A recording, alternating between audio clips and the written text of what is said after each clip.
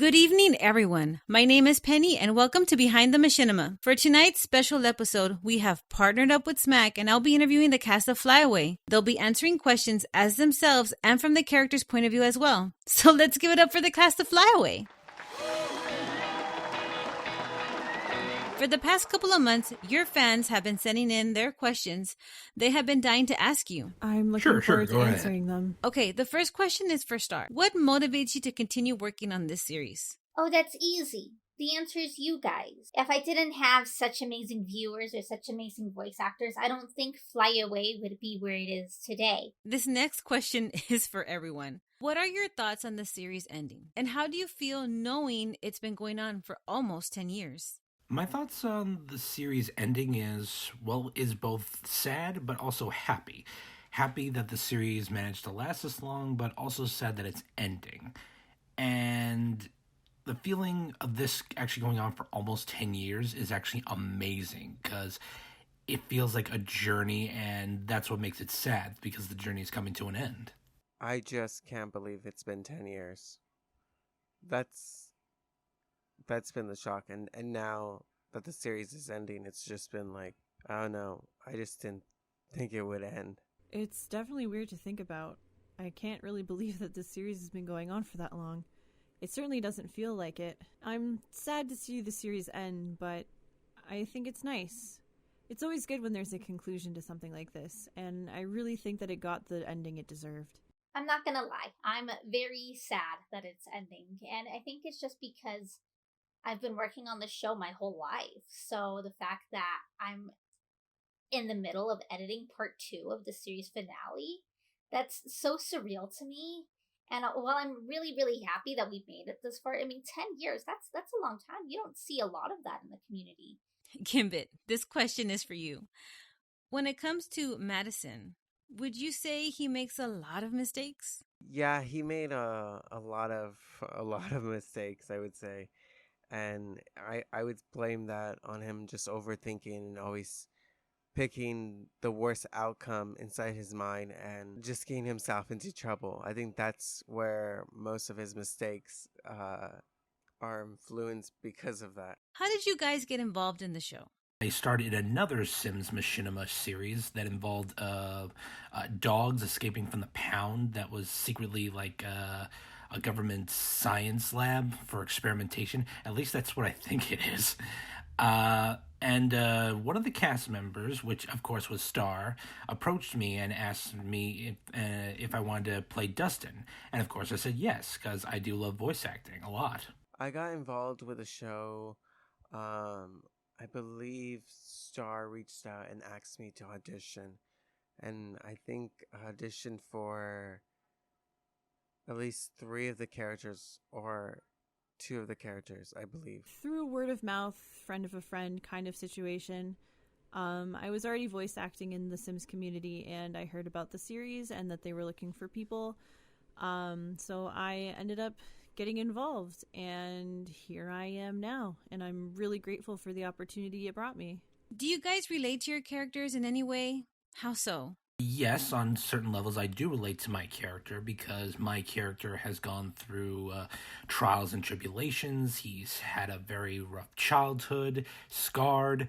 I feel like I can relate to that because I feel like I have like scars of myself, and it also shows like how far the character has come. No, maybe when I was younger, like a teen. But other than that, no, not now. I'm too fabulous. I'm way too fabulous to be even on Mattison's level, whatever his level is. As far as Reyna is concerned, I feel like I relate to her a lot in the way that she really cares about her friends and tends to put them above herself. She's always willing to sacrifice her own happiness so that her friends end up happy in the end. And I think that's something that I definitely relate to, because I want to see my friends thrive and be the best they can be, even if sometimes it means I get left behind a little bit. But the cool thing about your friends is they usually are there to pull you back up with them as well. Okay, so obviously this character is indeed myself. But, you know, as she's been written over the years, she's really improved a lot. And I realized that she's improved as my mental health has improved. And I think that's really cool. So, yes, I do relate to my character. All right, Gimbit, I have another question for you. How does it feel to voice one of the most hated characters in the show? I don't mind at all. I think it's the best. I'd rather be the most hated than the most liked. It's a great feeling. What is your favorite thing about voicing your character? I would say just his mood swings and how he's always just either up or very down or very hard on himself. He's a very emotional person, and I think that's my favorite thing about him. This might sound a little silly, but it's how easy it is. Reyna is one of those characters that's very easy to sort of get in the vibe for when it comes to voice acting. So I definitely think my favorite thing about voicing her is how easy it feels, and I really appreciate that in a character.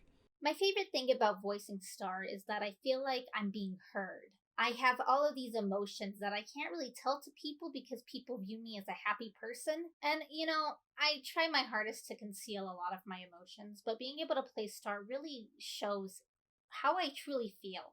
And because people don't hate Star like they do most of the characters, people are more inclined to listen to her and feel for her and truly understand how she feels. If you guys could play any character besides the character you play now, who would it be and why? I would either have to voice like either a character who's like brave but kind, strong, smart, like a cliched hero type of thing, but not too cliched.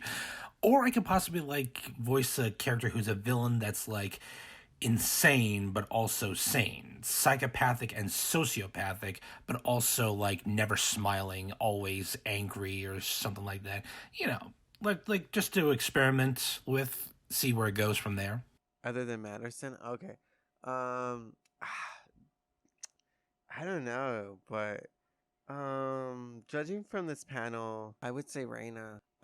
She just seems like a kick-ass character, just overall.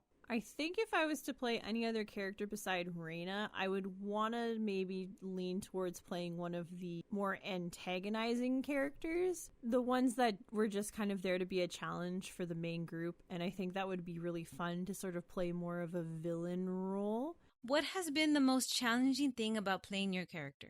Method acting. Like I have to get in tune with my character, as well as all the times where he gets angry and shouts because I don't want to wake up the whole neighborhood. I think the most challenging thing for Mattison is just saying his lines, because whatever he says is he's just being a dork or an idiot, and when he says it out loud, he doesn't realize just what he said, and instead he takes it like, yes, that makes sense. I love that idea. I'm gonna continue with that, instead of being like, wait. I think the most challenging thing about playing my character is reading some of the things that she has to go through and thinking to myself, wow, I can't believe you let that happen to you. It's not something that I myself would do, but it makes total sense for her character. It's just really entertaining to have that little bit of a disconnect where you're going through a script and you kind of stop and go, really? And then when you actually go into it, you realize, yep, nope, that makes total sense. All right, this last question is for the funsies. If your characters were stuck on a desert island, who would survive the longest and why? To say that they would probably kill each other in the process. Surely not Mattison. Mattison would die. Mattison would instantly die. Not Dustin, not Star. I feel like those three would just pair up and it would just be bad. No survivors. A part of me really wants to say that out of all of the characters, Reyna would survive the longest, mostly because I find she tends to be the voice of reason and the one with the logic. I'm not just saying this because Gimbitmen said that Star wouldn't survive, but I think Star would be the one to live the longest. All right, guys, that's all we have for tonight's show. But thank you so much for joining us. I'll be seeing you next time. Adios.